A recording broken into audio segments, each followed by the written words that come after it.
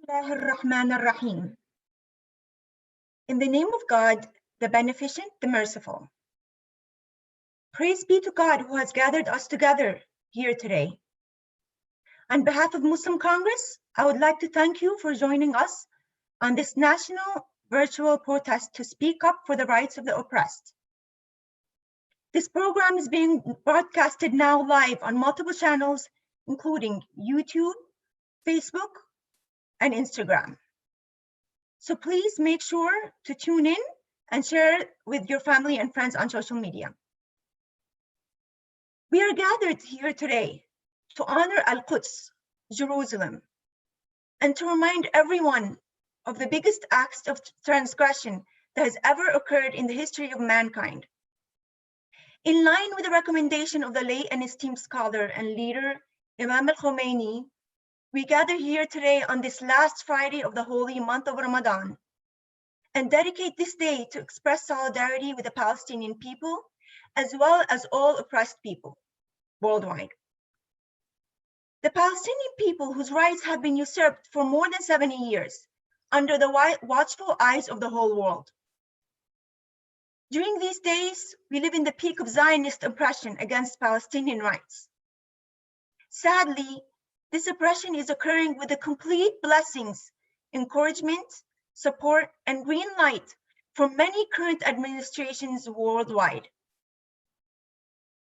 The world continues to witness the actions being taken by many governments, which have promoted further occupation and legitimizing of Zionist actions, which goes contrary to all international laws and resolutions. An obvious example was seen in 2018, with the moving of the US Embassy to Jerusalem, unilaterally recognizing its illegal annexation by Israel, and ending US humanitarian support for Palestinian refugees who were expelled back in 1948. Our objective with this program is to unite together for this cause, to raise awareness of the situation and continued oppression. Our message is clear. We oppose these acts of oppression and transgression in Palestine and call for the freedom of the Palestinian people and restoration of their land to the rightful owners. This call for the end to oppression transcends the plight of Palestinians, for we know and we are pained to see the ongoing oppression in many different forms in many countries worldwide, including Yemen, Bahrain, Kashmir, Afghanistan, Nigeria, Burma, China, and the list sadly goes on. We stand up for all the oppressed, and Islam teaches us this responsibility of speaking up for all oppressed people, regardless of race, color, age, or creed. Without further ado, let's begin with the recitation of some verses from the Holy Quran, which will be recited by Brother Hissam Kerman from Arizona. Brother Hissam, please, you can go ahead.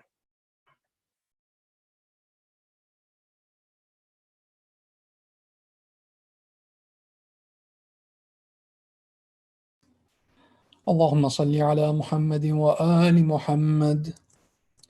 أعوذ بالله من الشيطان الرجيم.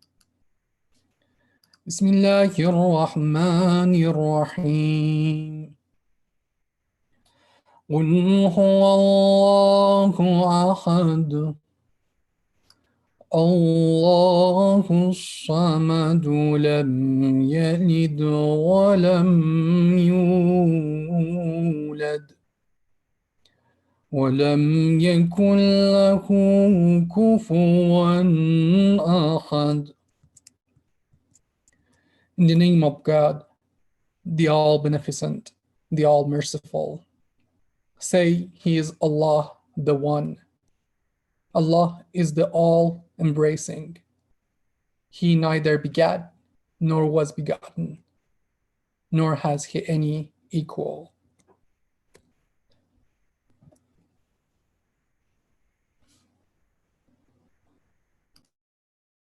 Thank you, Brother Hissam, for this beautiful recitation.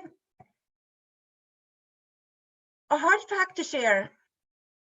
There are over 7 million Palestinians living in exile, many in refugee camps in Lebanon, Syria, and Jordan. The majority of them are those who were forced out during the creation of Israel state in 1948, known to many Palestinians as the Nakba or catastrophe.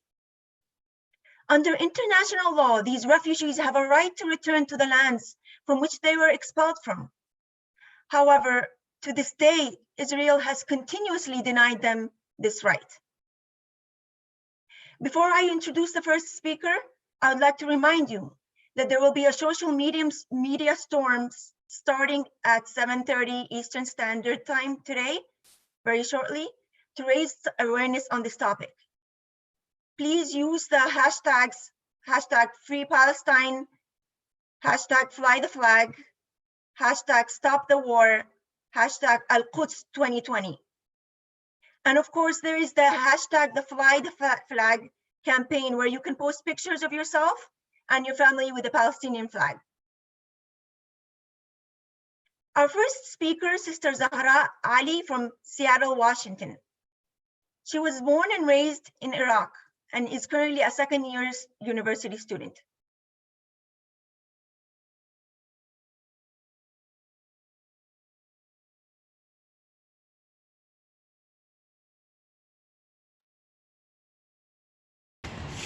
The Palestinian cause is not a cause for Palestinians only. It is not a cause for Muslims only, but it's a cause for every humanitarian wherever they may be. Today, let our voices be heard. What is happening in the West Bank and in East Jerusalem is an occupation, and in fact, it goes a step further from that. Let us call it what it is. It's a long-term, ongoing campaign of ethnic cleansing and the denial of the existence of the Palestinian people. And I will give it its name, and its name is genocide.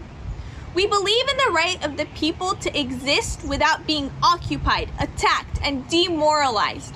We are all brothers and sisters in humanity, and you will not hurt one of us without facing the rest of us.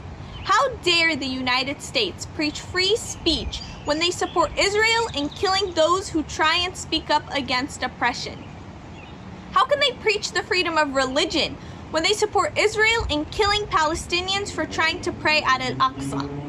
How can they fund an organization that continues to deprive Palestinians from the same basic human rights that Americans pride themselves in? How can they support Israel when it will kill American citizens without hesitation for trying to advocate for peace? Does the name Rachel Corrie ring a bell? An American peace activist who tried to stop a doctor's house in Gaza from being demolished and instead was crushed to death by Israeli bulldozer. Don't be fooled by their word games. Palestinians don't simply die, they don't simply lose their lives. Their lives weren't taken by a conflict between two equal sides, Israel and Palestine. This is a story of an oppressed and an oppressor. They were brutally and intentionally murdered by people who chose to participate in the killing of the Palestinian people. Let us not forget how Palestinians get called terrorists for throwing stones, for resisting the confiscation of their lands, or for trying to get medical attention when Israel blocks access to hospitals and clinics. But the IDF is all of a sudden moral. All the while, they proceeded with stealing Palestinian homes and transferring their illegal citizens into the West Bank and East Jerusalem. They're called moral for what? For breaking at least 5 categories of international human rights laws? Are they called moral for beating, torturing, and murdering tens of thousands of Palestinian men, women, and children? Enough is enough. Israel has gotten away with occupying Palestinian land. They've gotten away with bringing in thousands of illegal settlers, for cutting off Palestinians' access to water and electricity. They've gotten away with arresting their children, executing them as they protest for their freedom. To Israel, the taker of beautiful lives, the killer of dreams, the masters of genocide, we'd like to say that Palestine will return. That is not a threat, not a wish, a hope, or dream, but simply a promise. Palestine will be free. Thank you, Sister Zahra, for this energetic speech and strong words. Next, I would like to welcome Sister Gazina Panjawani from Houston, who will present her spoken word on this segment.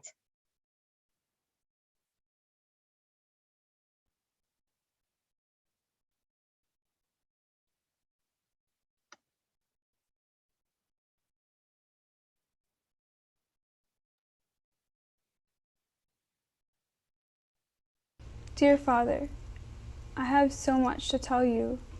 These words, they plead for release, they spill in streams of anguish, they ache for reprieve from this burden that leaves me no peace. Father, so much has changed since you left. No longer can I seek refuge within your arms as these men threaten to kill and to harm. They storm right past with their explosions and their blasts, leaving me nothing but terrified. No longer can you grasp my hand in yours, promising me you'll keep me safe, you'll keep me secure, that there's no reason to cry, no reason to hide. No longer can you wish me a good day, pray for me, or tell me what you want to say, for you're long gone.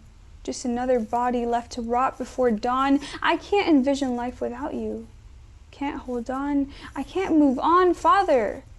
You've left me to struggle with harsh realities. Never before did I notice the glares, the scornful glances and degrading stares. Never before did I cower from walking outside with only my shadow as company. Never before did I walk with my feet facing forward, but my head turned back, watching every sliver of movement, every rustle of a leaf, every trace of a footstep, the trepidation eating me away from inside. Father, if you're watching me from above, don't look any farther. I don't want you to hear the news, to realize that the mangled body is that of your sons, the blood dripping to the ground is that of your sons, the remnant of that bullet-carved chest is that of your sons. I don't want you to realize that not long after you left, they did too, that your daughter is alone, enduring in this hell because of the dropping of a few fatal shells. I don't want you to realize that your daughter is left traumatized, reliving the death of her father, her brother, her sister, and is agonized. This is the story of Amira Karim, a 15-year-old Palestinian girl. Her suffering has just become another tale, a denied narrative that is thrown to the side, but I refuse to let her story die, to leave her with no hope, no voice in this genocide. It's time to speak up, to truly become unified and use our privilege. Let our voices amplify so that her story can be heard. Not a word left to be slurred. It's time we get up and decide to intervene so that girls like her are not forced to say farewell at 15. And before you decide to dismiss what I say, to scroll on and carry on with your day, I want you to ask yourself that if you don't speak up for them, who will? Thank you, Sister Gazina, for these touching and deep words, really just beautifully expressed, mashallah. So for those of you who may have just joined us a little later in the program, we are gathered here to talk about and raise awareness about the illegal, racist, and oppressive practices of the Zionist regime that continues to strip away and unjustly trim away whatever is left of Palestinian rights, property, and dignity. We call for the end of occupation and atrocities in Palestine. We call for the freedom of the Palestinian people. Freedom, which is a human ordained right that should not be taken away. On this day and every day, we social distance ourselves from all forms of oppression. And in doing so, it becomes absolutely imperative for each of us to educate ourselves about the root cause of evil and the virus that has penetrated the lives of many. Next, I would like to introduce Sister Mona Shaharibani from Salt Lake City. Sister Mona grew up as an Iranian American Muslim. She has heightened awareness of the oppression in the Middle East as she watched and heard stories from families and friends, both back home and those who have sought asylum into the US. Understanding their plight has made her become passionate about raising awareness of the oppressed in marginalized groups and to speak up against the calamities that arise from war, colonialism, and invasion. Sister Mona, It's all yours. Thank you. As peace-loving defenders of justice, we condemn the existence of the biggest oppressor of our time, Zionism. We stand in solidarity with the victims of the Zionist regime. We condemn the acts of terror happening throughout the world by the Zionist puppets, be they Takfiris, ISIS, Al-Qaeda, and Boko Haram. The atrocities happening around the world are increasing like multiplying cancerous cells as the international community remains silent in the face of oppression. The true enemy is clear, and until we unite in fighting against injustice, civilian casualties will be on the rise. We will not allow our voices to be silenced. We will continue to demand that truth prevail despite the Zionist efforts to silence our voices.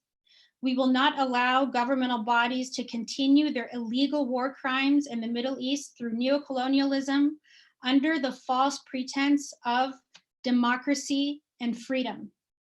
We will not be fooled by terrorist groups who operate under a Zionist political agenda, attempting to freeze humanity's journey towards a prosperous, just, and peaceful existence.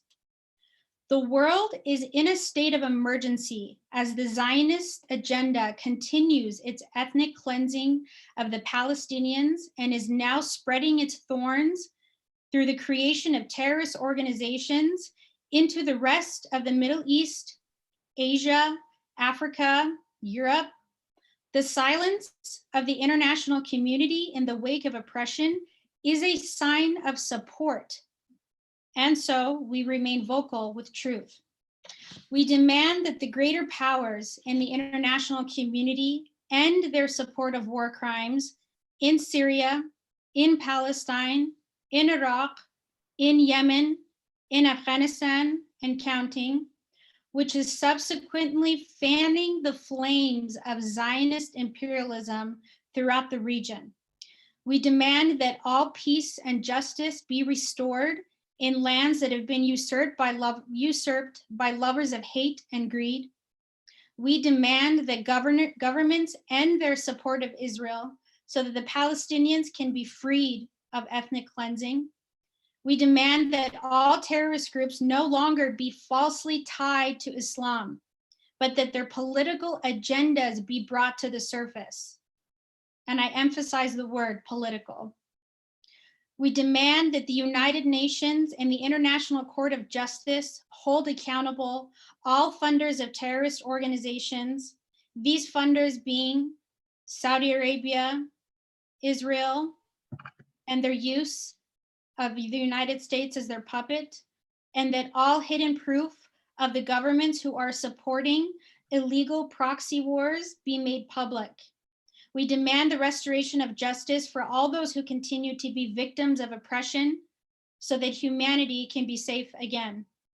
We will continue until our voices can be echoed around the world as we seek unity with all who stand for justice. Thank you. Thank you, Sister Muna, for outlining beautifully the demands. And next, I would like to invite the head of the Nurai Carta in New York, the Honorable Rabbi Yisroei Wsiss. Rabbi Wsiss is a world-renowned Jewish scholar, speaker, and activist. His father was a Holocaust survivor. On behalf of Muslim Congress, we thank you for accepting our invitation to speak. I'd like to welcome Rabbi Wsiss to share a few words on this topic.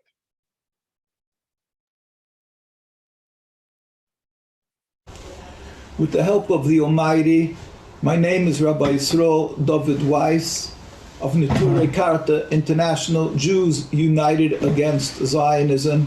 I pray to the Almighty that He should bestow upon me His truth and His wisdom, that I may be worthy of conveying His message and so sanctify His name and inshallah bring peace to the world. Assalamu alaikum.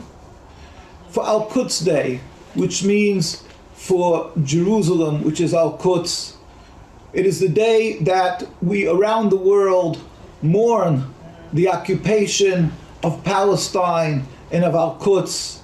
It is a day where Jewish people around the world, as we do every day of the year, mourn the existence of the Zionist state of Israel. We have to know the facts. Judaism is a religion subservience to God. Judaism is not occupation. Judaism does not permit us to occupy, to steal, to kill. Zionism is a transformation from subservience to God to nationalism. It is diametric opposite and is unacceptable. Jews are forbidden since the destruction of the temple 2,000 years ago to have their own sovereignty, even in an uninhabited land. And we are certainly forbidden to steal or kill and occupy, oppress anybody. And certainly in the Holy Land, in Palestine, we are forbidden to have this occupation. Therefore, around the world, since the ideology of Zionism started, and of course, since the occupation, since the existence of the State of Israel, Jews in occupied Palestine and around the world have been standing in total opposition to the existence of the Zionist State of Israel.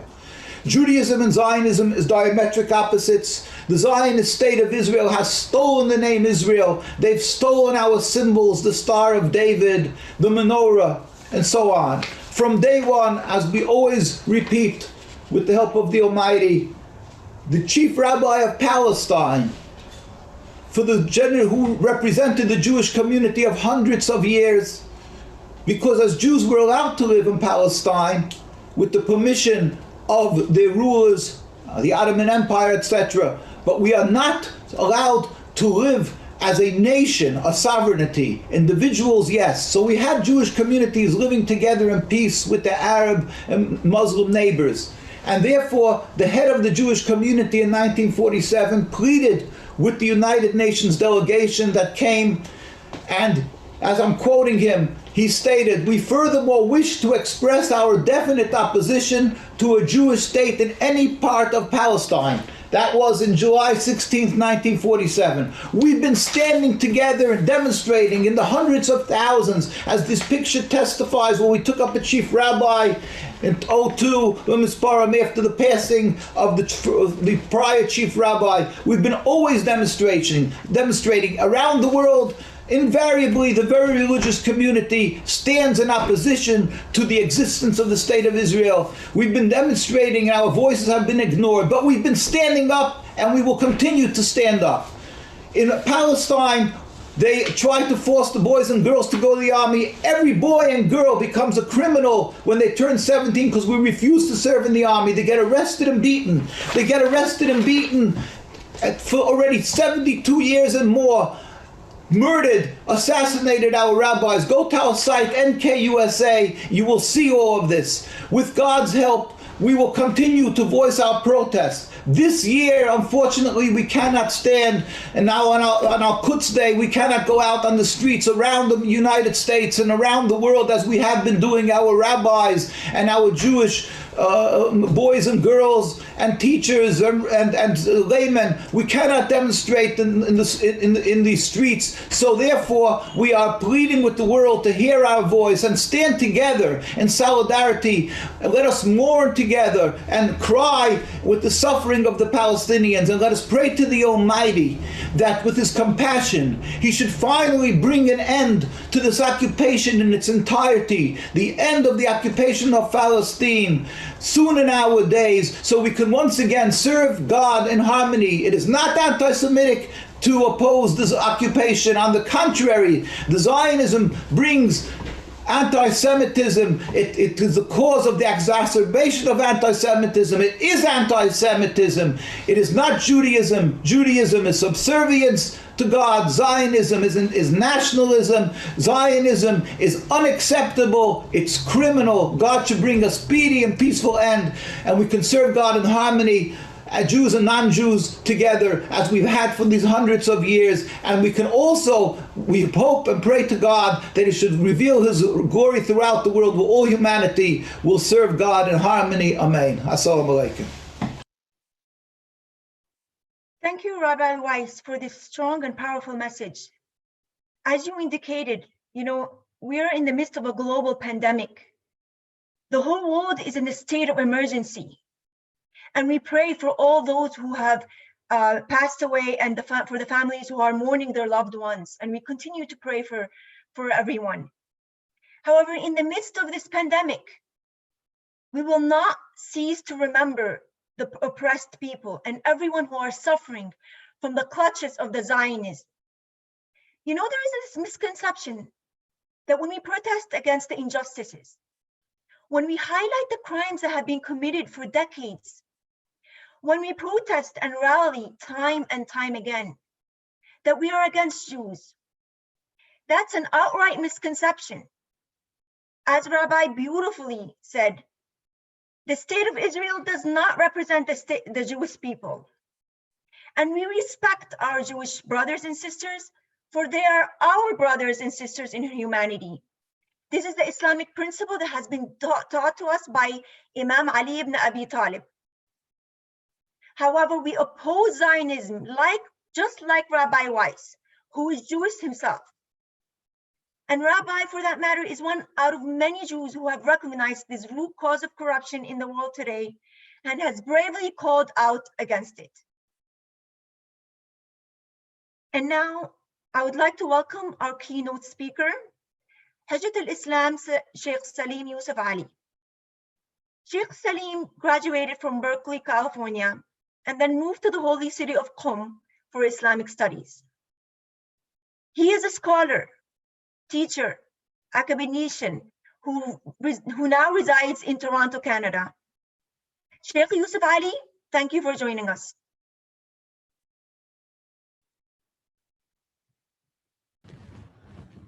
Thank you. أعوذ بالله من الشيطان الرجيم.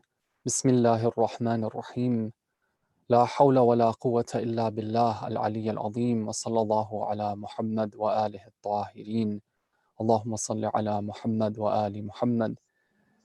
May Allah Ta'ala have mercy upon the late Imam Khomeini rahmatullahi alayhi, who was the one who founded the Quds Day in the year 1979. In doing so, he reminded us and taught us about one of the most important philosophies behind the month of Ramadan.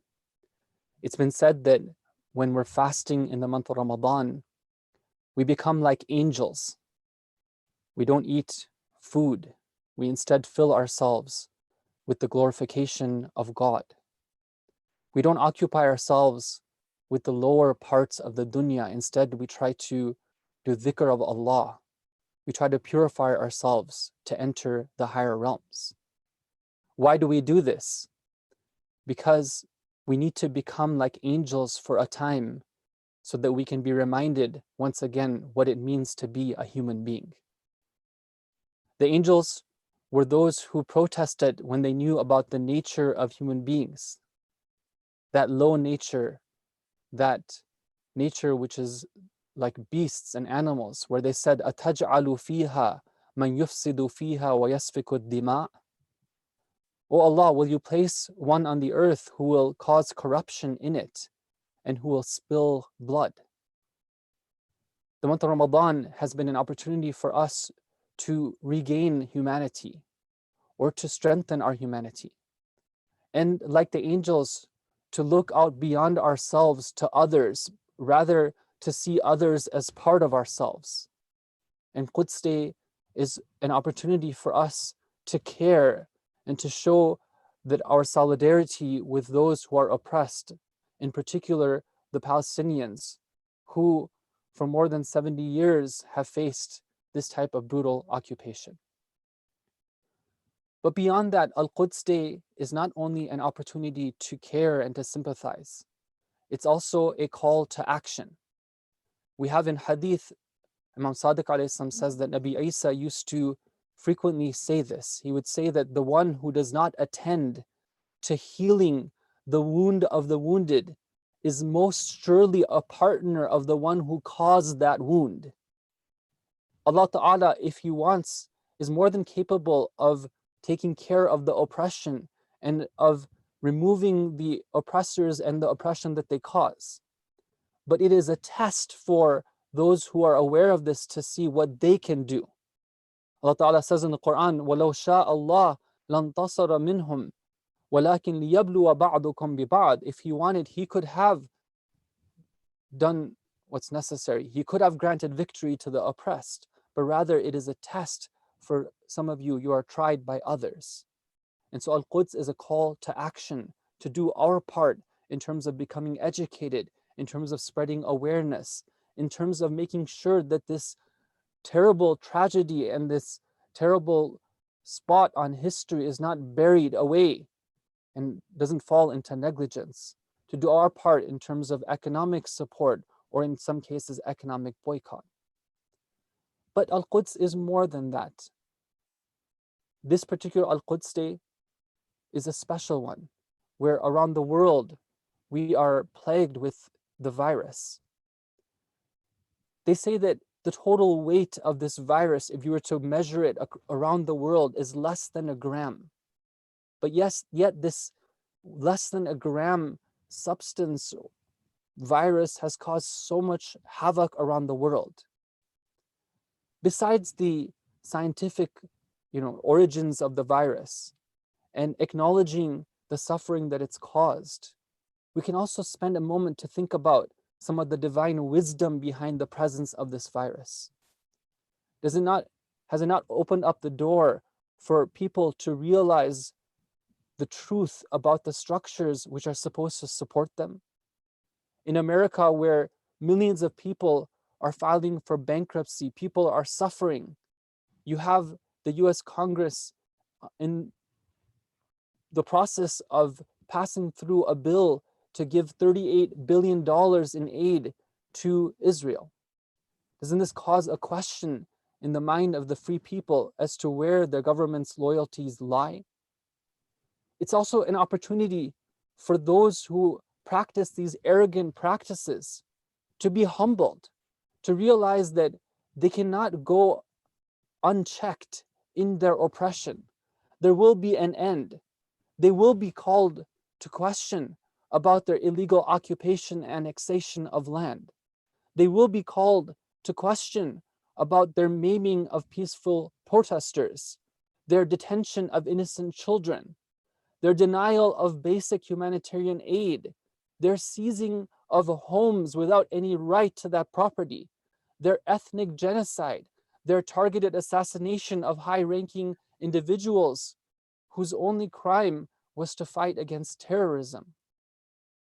This pandemic is an opportunity for them to see that they are meant to be humble servants of God. There are powers which are greater than they are.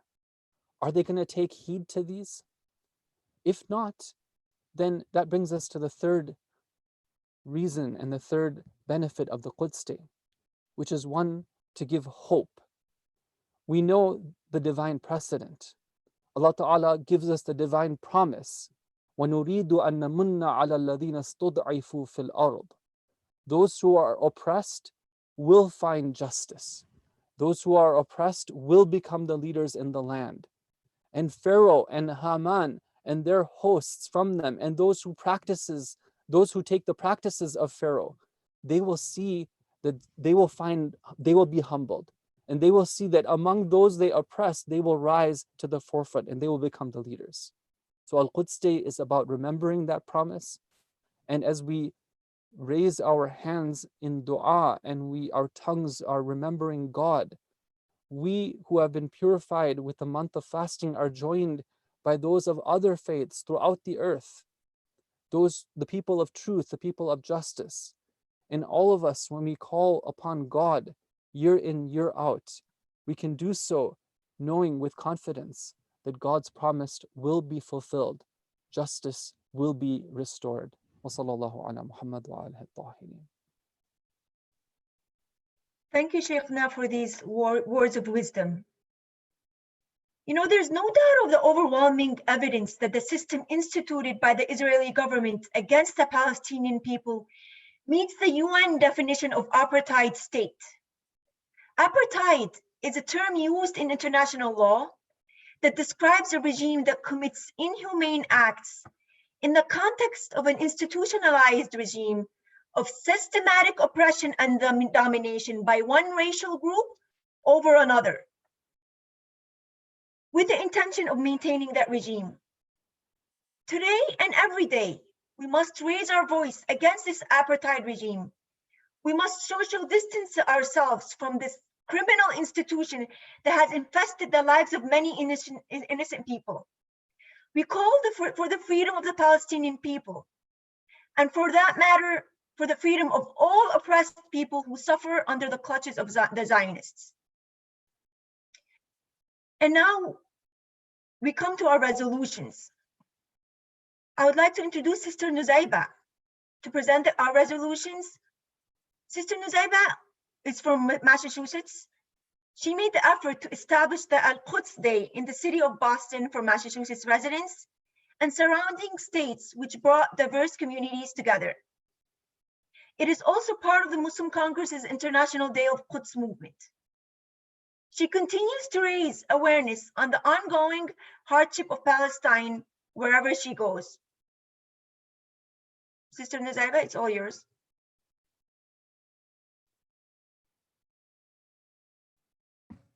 Here we go. Assalamu alaikum. Auzubillahi minash shaitanir rajim. Bismillahir rahmanir rahim. In the name of Allah, the Almighty, Assalamu alaikum, everyone, and salam to all the martyrs on the path of nobility. So we, people of conscience, have come together to express solidarity with all those oppressed globally. And you'll hear a lot of these statements time and time again. There's a reason for this repetition. So areas such as Yemen, Afghanistan, Nigeria, Bahrain, Iraq, Syria, India, Kashmir, Uyghur Muslims in China, to name a few, including Palestine. This year marks as the 72nd anniversary of Israel's takeover. However, this day is marked as a symbol of the united global struggle. Imam Ali ibn Abi Talib alayhi salam reminds us beautifully and simply put, be an opponent of the oppressor and a supporter of the oppressed. Subhanallah. The guidance and answers are provided to us. We just need to act upon them.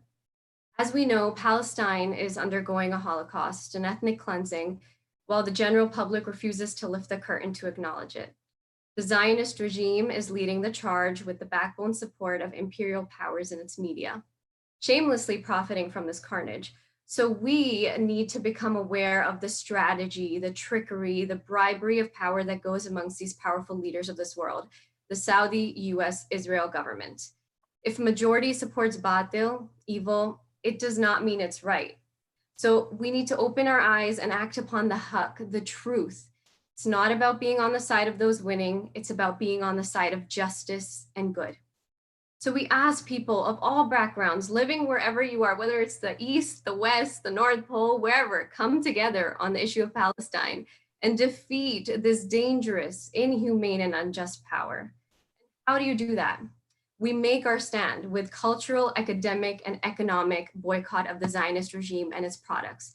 Boycott, divestment, and sanctions, BDS, any and all parties involved in practicing racist, discriminatory, and oppressive policies. Such as nowadays, it's as simple as breaking your fast with a product that doesn't support Israel versus one that does. Imagine all of us implementing this one habit in our households and masjids. Believe me, BDS works, but of course you won't hear that in the news. So we urge people of conscience to be the media for the oppressed people by using your social media and other channels to counter the mainstream media and the suppression of facts. We encourage students in universities, all my intellectuals tuning in right now, take the message of the people of Palestine in your academic circles, create forums, create dialogues. It's an injustice on its own to not share that wealth of knowledge with others that we know you have inside you. Continue raising awareness. More needs to be done. So we strongly denounce the US Embassy's presence in Jerusalem by the current president and all other countries in agreement. And we demand that Israel be tried in the International Court for its war crimes. And we also denounce the undemocratic puppet Saudi Arabia's continuous illegal imprisonment of scholars, activists, and their unlawful, barbaric aggression, bombings, mass executions of their own civilians and surrounding neighbors. So of course, we denounce ISIS, Al-Qaeda, Taliban, Boko Haram, and their terrorism around the world. But remember our goal. All you good-hearted people watching this, please, we support all the oppressed of the world, and regardless of their religion or color. So with that, we say free Sheikh Mohammed al-Habib, free Sheikh Zakzaki, free Sheikh Ali Salman. We denounce the racism witnessed against African Americans, Latinos, and other minorities here in the US. So from Palestine to Mexico, all the walls have got to go. So if you remain silent about this and just go on about your day, then you are in support of what? Massacring innocent lives, the illegal occupation of Al-Aqsa Mosque, the Palestinian lands, and violation of basic human necessities for all of mankind. So I beg you, please don't lose touch with forums such as this one, as they are reminders for us to remain focused on the end goal, on why this piece of land is so valuable to these imperialists and Zionists, why our awareness for this situation is in turn benefiting our Imam Zaman alayhi salams when he arrives. For the youngins that are listening to this, I thank you. The best way to help this cause is doing the right thing, living a life in a truthful and just manner. And lastly, your prayers go a long way for all those who have been martyred on the verge of it right now as we speak, and their loved ones. Keep praying. Justice is our demand. From the river to the sea, Palestine will be free, inshallah. We ask you, Allah the Almighty, to weaken the hands of the enemies of humanity. We thank you all in solidarity, Al-Quds Committee of Muslim Congress. Thanks. Thank you, Sister Nuzaiba, for nicely outlining these resolutions. As you said, Palestine will be free. We have 100% confidence of this. And in the meantime, it's imperative that we continue to take these actions, from peaceful protests through boycotting, through just raising awareness in our everyday life so that we can bring this to light. Dear viewers, Al-Quds, Jerusalem, is more than just an altar, a temple, a dome, or a minaret. It should be regarded as a haven for both Muslims and non-Muslims alike, since it is the cradle of the three heavenly religions. I've said this earlier in the program, and I'm going to repeat it here. Our message is clear. We oppose the ongoing acts of oppression and transgression in Palestine and call for the freedom of the Palestinian people and the restoration of their land to the rightful owners. This call for the end to oppression transcends the plight of the Palestinians and expands to the call for justice for all acts of oppression in many countries, including Yemen, Syria, Bahrain, Kashmir, Afghanistan, Nigeria, Burma, China, and many more. The number of casualties are multiplying with time as we watch oppressive leaders play their game of cat and mouse as they get their directives from the Zionistic so-called powers from above. Our vision must be clear and not clouded. Let's recognize the root cause of corruption and not be blind to it. We stand up for all those oppressed, and Islam teaches us this responsibility of speaking up for the oppressed regardless of race, color, age, or creed. And now I would like to invite Hujjatul Islam Syed Ayleya from Seattle, Washington, to provide some final remarks. Syed Ayleya is a renowned scholar and dynamic speaker. He studied in Hausa for 15 years and attained his master's degree in Arabic and Islamic sciences. He came to the US over 10 years ago and established the Zainab organization in Seattle, Washington, where he is currently the resident alim. Syed Ayleya has traveled frequently to different countries globally to enlighten the community with his knowledge. Syed Ayleya, Bismillah.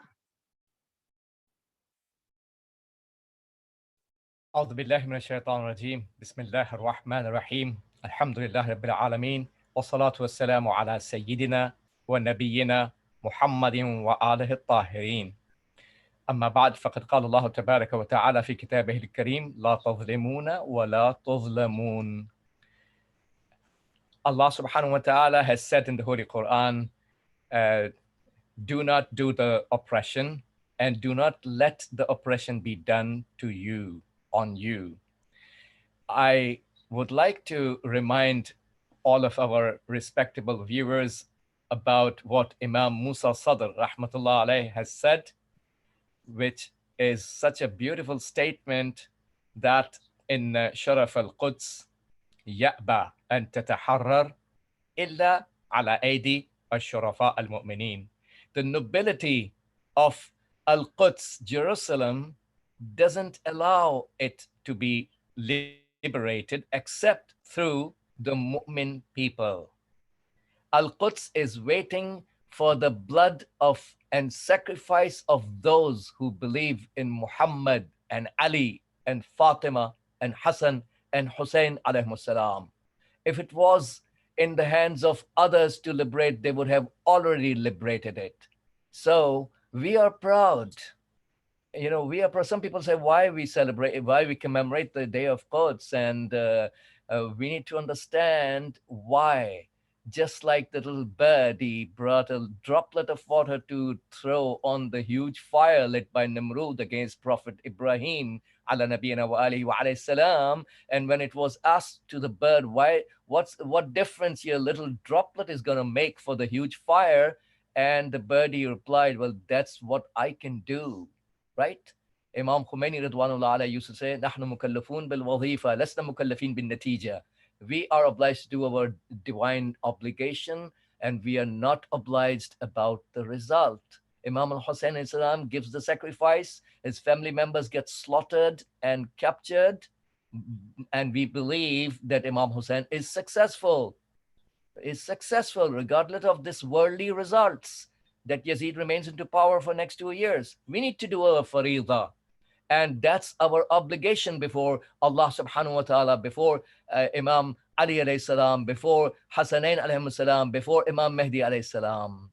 And Samahatul Wali al-Faqih, hafidhahullah, the Islamic leader, has already said that, and he is an arif, those who don't have hijabat on their curtains, when they speak, every word is like a golden word. When he says that there will be no Zionism, there will be no Zionist regime after 20 years, then that's true. Quran gives us the hope.